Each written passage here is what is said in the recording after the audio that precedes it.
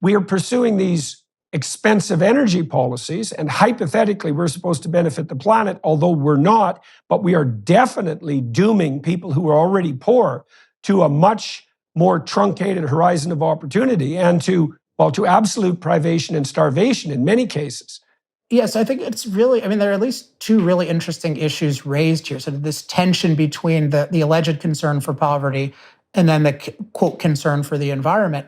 And then this question of how this bizarre view evolved, because this was not the view of our environment and our impact 100 years ago.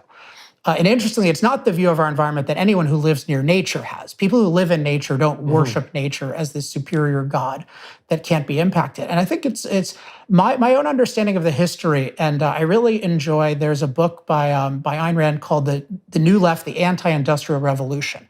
And it was written at the time that this was happening. And one of the analyses is basically there's a transition between the old left and the new left, where the old left claimed to be for industry, for productivity, for prosperity.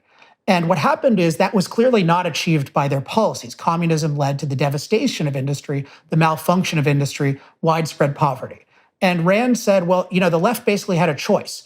Are you going to stay with your anti-capitalism, or are you going to embrace capitalism because you really care about industry and productivity? Right. And actually what they did was they kept their anti-capitalism, and they looked for new reasons to support anti-capitalism.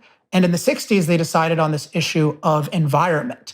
And it was a convenient issue in a number of ways. One is the pro-capitalism side didn't do a very good job with it, particularly rhetorically. Yeah. They didn't make the point that, well, good environments are made possible by prosperity. So the idea of a good environment in a humanistic way was co-opted by the anti-capitalists who had no right to it whatsoever. I mean, look at the Soviet Union.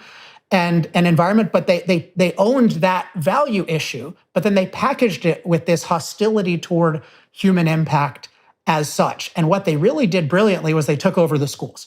So they put in the schools this idea that human impact is bad, and especially the idea that it's inevitably self-destructive because the planet is this delicate nurturer that our impact ruins. And that has permeated the whole educational system, where people think that we inherently are destroyers of the planet.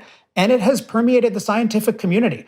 What I call this delicate nurturer dogma is unfortunately pervasive in earth sciences today. It's a very primitive and bizarre view.